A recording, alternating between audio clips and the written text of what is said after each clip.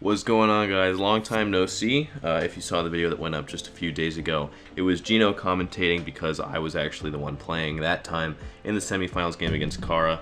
And so I'm going to pull up the bracket because I just kind of indirectly referenced it. But on the other side of the bracket from the game that we played today, I made it to finals. So yay, go me. So whoever wins this game between Phine and Bronson will be playing me in the finals. But yeah, speaking of Bronson, if you've been keeping up with these playoff videos throughout the last few weeks, Bronson actually came out of the wild card slot, and as I kind of foreshadowed in that commentary, as he was very capable of definitely making it to finals, he's actually here in the semifinals trying to complete his playoff campaign in a way that he would like. So yeah, he's going to take on probably the most formidable opponent in the playoffs, just numerically, in Phine, who was the number 1 seed and also 10-1 plus 33 at the conclusion of the season. So Bronson certainly has his work cut out for him, but yeah, I mean, he definitely can do it. He actually was the only person to beat Phine earlier in the season, so that game was pretty ugly, I'm not gonna lie. But anyway, whatever. Unlike last time, which also didn't have me and was also just one person, that is not the case. Today I am joined by Keegan, so go ahead and say hello to the people. What's up, guys? It's Keegan here. Was the coach this season, but alas, we always make it to the commentary bracket at the end, so it is as it is. So are we gonna go into the teams now? Is that the plan? Wow, you're jumping ahead of me. Yeah, go ahead and read the teams. Right. We're gonna get right into it. We don't have too much time. So Bronson and his Ariana Grandes, yikes on that one. He's got Tornadus-therian, Weavile, Latios, Nidoqueen, Tapu Fini, Lickilicky, Klefki, Piloswine, Meganium, Why Not, and mega-medicham. And I gotta verify the Z users on this. It looks like the Z users are Tornadus T, Lickilicky, and I guess Why Not too, but that doesn't really matter at all. Phine has kyurem-black, Zeraora, Tangrowth, Scizor, Arcanine, Empoleon, Golbat, Rhyperior, mega-altaria, Starmie, and Wobbuffet. Rhyperior and kyurem-black are the Z users on this team. I guess I'll kick it off to you, Khaz, if you have any initial thoughts coming into this matchup. Alright, one of the things that I would say about this matchup is that both of their teams are kind of at the forefront of them, where these really powerful offensive threats, and neither of them have fantastic switch-ins into them, namely kyurem-black on Phine's side. The only semi-consistent defensive check I could think of is like a Magnet-Rise Klefki to bypass Earth Power. Other than that, I mean, ultimately it'll kind of depend on whether he's mixed defenses, what moves he brings. But again, like maybe a Lickilicky could kind of be a pseudo check in some situations. But for the most part, kyurem-black pressures Bronson's draft quite a bit, and so he'll probably go for the hyper offensive route that he always goes to try and mitigate that. Yeah, I think that's. It looks like this game, if we look at as well on Bronson's side, mega-medicham does a pretty decent job against this team. We look Tangrowth really being the only solid way to answer that, but also, you know, in combination with Weavile and Tornadus, does a really good job of kind of offensively pressuring kind of this defensive core of Tangrowth, Scizor, Arcanine, and Empoleon, the combination of Tornadus T and mega-medicham. So I think that's going to be one of Bronson's big keys, is kind of keeping up hazard pressure on the Arcanine and Tangrowth mainly, as Tangrowth, you know, even though Tornadus T and Weavile do answer it, those are really his two only ways I can see him answering it, bringing this game. I don't know if Nidoqueen comes, for example, due to kind of the aforementioned kyurem-black weakness, but yeah, I think you actually referenced sort of what the strategy Bronson went with last time when they met up in I don't remember what week they played, but it was sometime during the regular season. And aside from the fact they both kind of played bad, I'm not gonna lie, it was a pretty ugly game. But that was pretty much the predominant strategy that Bronson relied on, because Medicham, obviously it's a powerhouse with a massive attack stat, but Phine kind of does have some sort of defensive counterplay between Intimidate Arcanine. Physically defensive Tangrowth can probably take the combination of HJK/Zen plus Ice Punch maybe once, but as soon as you introduce spikes into the conversation, it's a lot different. So I definitely think that I think as ugly as it did or ultimately didn't go because Bronson would end up winning, I still think that's probably the best route for Bronson to go, and if it's not broken, don't fix it. So yeah, I think you definitely hit the nail on the head there, that is probably Bronson's best strategy of taking down a lot of the defensive pivots that Phine is likely to bring. Empoleon, I think, despite its matchup and kind of not being too great outside of the Tornadus-T, it does seem to be his best check to it, outside of a weird like Assault Vest to Zero Aura. But I think at the same time, I think Phine was really kind of hurt by no Z close combat last time, because Pilsline was actually able to pick off the last 2 Pokemon on his team, and that's how their last meeting went. So I could see Zero Aura running the same offensive set with maybe a different choice in moves. So yeah, with that in mind, I would expect a Spadef Empoleon to check Tornadus-T. Whether Bronson kind of anticipates that with a Z Focus Blast, I don't know. We'll have to see. But yeah, I think these are some possible things that could be brought in this game. It definitely is gonna looks like the offset of this matchup. It's gonna be kind of an attack first, kind of mitigating threats later, kind of matchup as kind of threats like kyurem-black versus mega-medicham. In those sense, they aren't really designed in their full potential to kind of play defense a little bit as well. So we're likely just going to see a lot of attacking kind of past each other and hoping it works. Yeah, it's just going to be a sort of like a high-scoring offenses like in football, or just a general shootout, and whoever's the last man standing is going to win. As that's pretty much been the case for most of Bronson's games, because his draft just ultimately kind of forces that type of prep from himself and his opponents. And I don't think that this game is much different. No. Phine certainly benefits from that, having the fastest Pokemon on the field, but will that ultimately matter? It didn't the first time, and we'll see if it does this time. So we're gonna go ahead and I'm gonna take a brief intermission, then we'll cut back when the game gets started, because the two are ready to go. So just sit tight and we'll be back in a second. Alright, so I did get the okay there in the game, so go ahead and look for Portland Poliwags in the lobby, and then click on the link in there. Alright, so just gonna wait a second while you're in there, then we can talk about the 6 that they brought. Is he not in the main lobby? Oh, he's voiced. I always forget that. Yeah. Alright, we're in. So we see the Wobbuffet from Phine. No kyurem-black at all. No, that's interesting. Also, I don't know if it was an intentional female Wobbuffet, but interesting that he brought like the lipstick one. But yeah, no Kyurem-black, so we see Zero Aura, mega-altaria, Arcanine, Scizor, Rhyperior, and Wobbuffet. I think moderately expected. I think Arcanine and Scizor kind of were easily coming, as Scizor in this matchup likely the best defog option. Empoleon probably has a case for it, but makes sense for there versus Nidoqueen, Licky, mega-medicham, Tornadus-T, Tapu Fini, and Weavile. So I think Bronson's pretty on brand for what we thought he was going to do, and just bring kind of Weavile, Tornadus, mega-medicham, and kind of put his offense, kind of put his money where his mouth is with his offense, and see if he can get it done with that. Yeah, and I think while some of the brings that Phine had brought certainly throws us off, like no K-Black, no Empoleon for the Torn T, certainly the fact that Zero Aura is the Torn T check, I think that despite a lot of the bulky offense type stuff that we see from Phine, I think ultimately when we see the actual spreads and the actual sets, that we're going to see that Phine actually kind of has an offensive approach too, like that Stone Edge doing 48% to a Tapu Fini. Yeah, that's really good start there for Phine. This Rhyperior kind of almost netting a kill immediately. Obviously, Tapu Fini is going to have opportunities to come back in and gain a little bit of HP, but that's going to require a defog at some point. And then Phine here going for the Moonblast, or Bronson going for the Moonblast rather. So Tapu Fini immediately down. Not sure if that's particularly problematic for Bronson at this point. It's not one of his main threats, and it gives mega-medicham an opportunity to come in.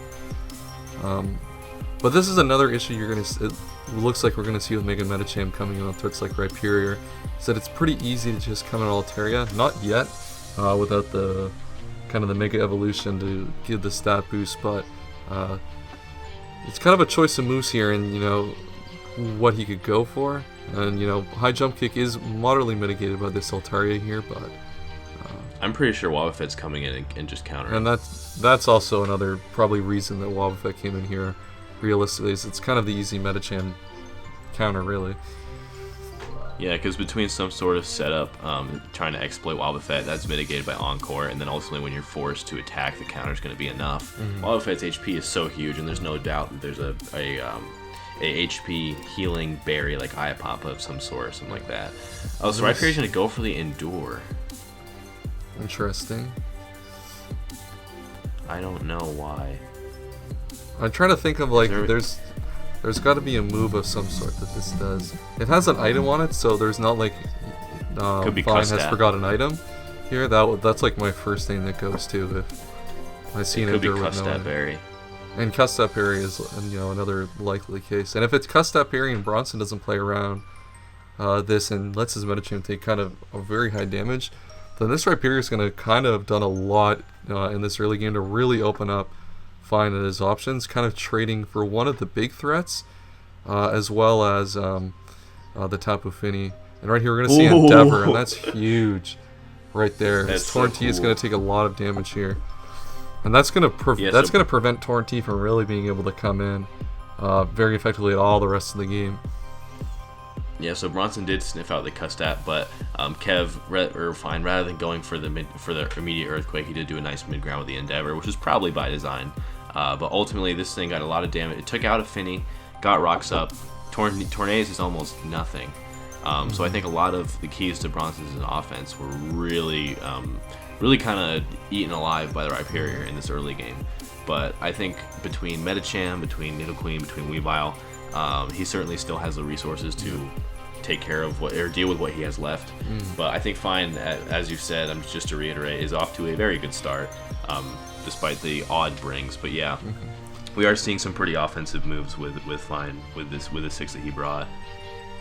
I think it was likely that Rhyperior was kind of his game plan from the start, and to set up this kind of early pick off him on and hopefully lure in Medicham to either kill the Medicham, put it at very low HP, or pick off another threat, and I think that worked out perfectly well. Now the question is on Bronson's side, I think Bronson really has to weaken down either this Scizor or Arcanine, either one of the two, as that's going to really open up the combination of Medicham and Weavile to start wrecking havoc throughout the rest of this game. It looks like Phine's going to keep going back on the offense with the Flare Blitz, and looks like we're going to sack the Arcanine. Interesting approach there. Not sure if Phine expected that to kill at all, or expected this not to just power in face.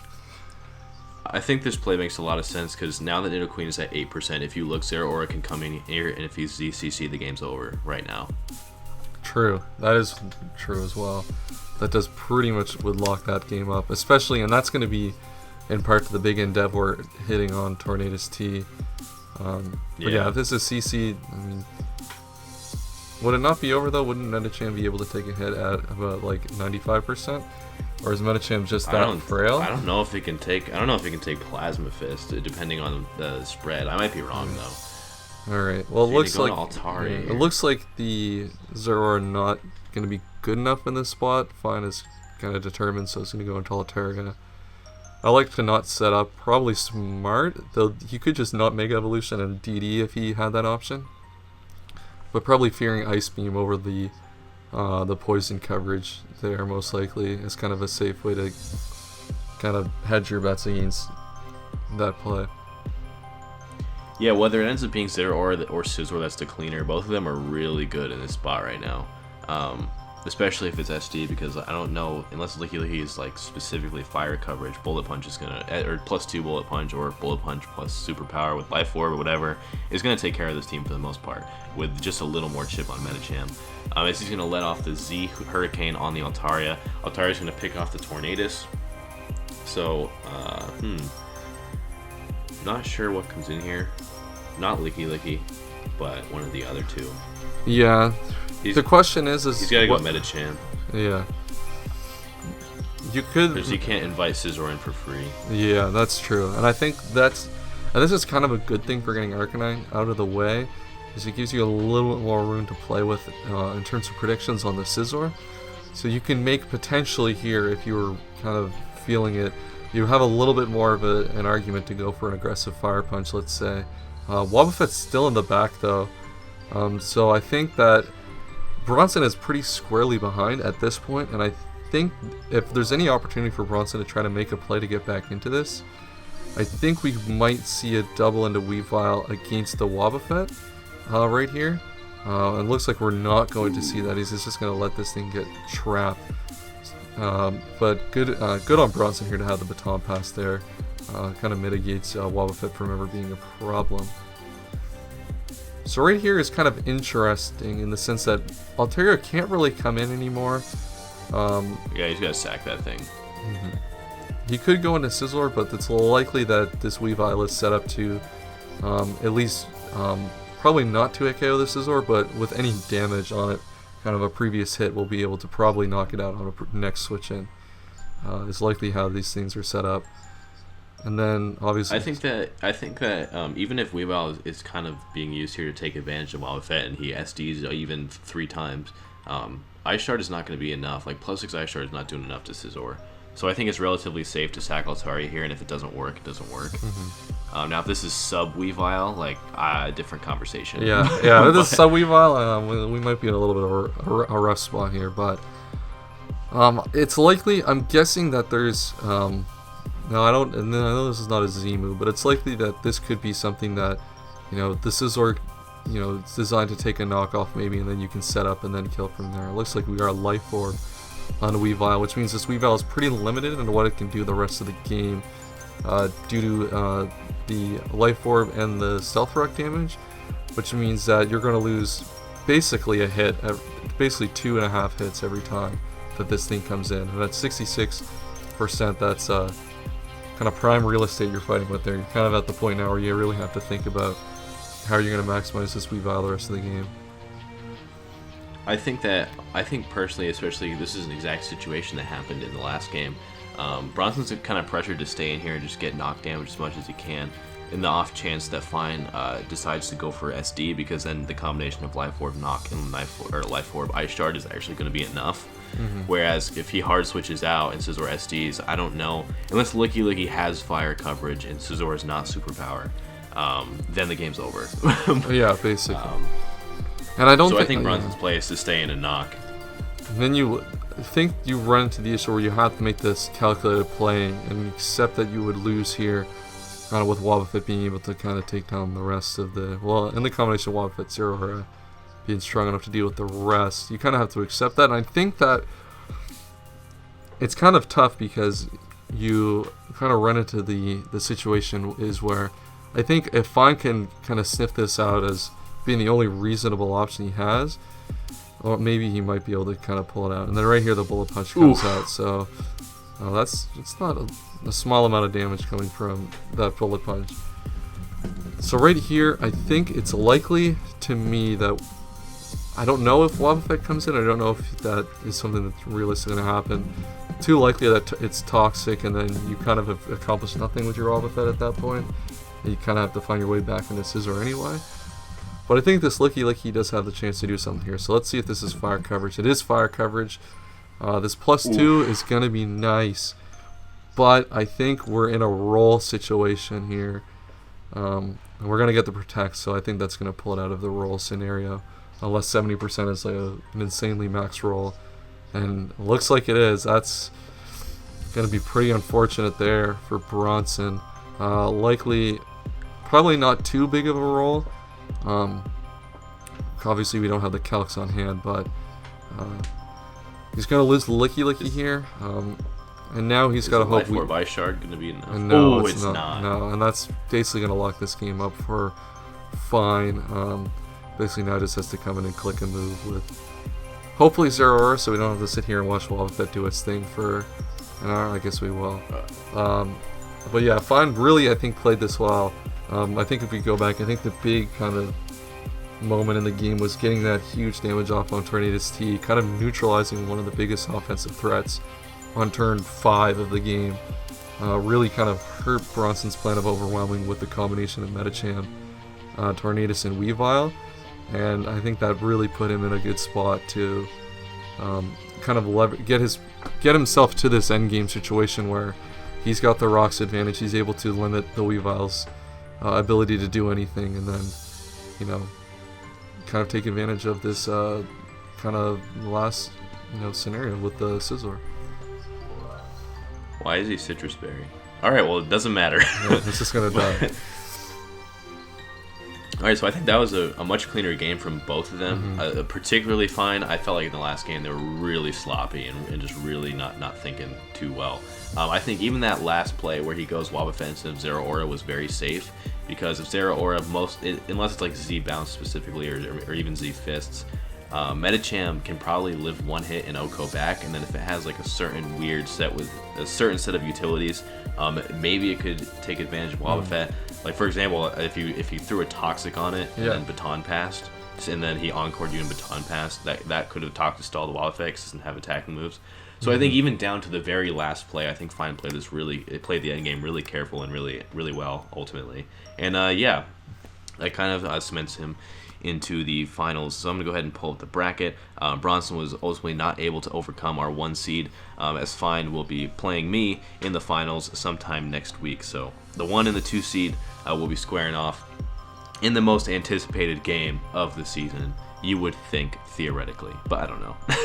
So yeah, you have any thoughts on this game and the season at large, Keegan? No, I think you summed the game up pretty well. Phine definitely played this well.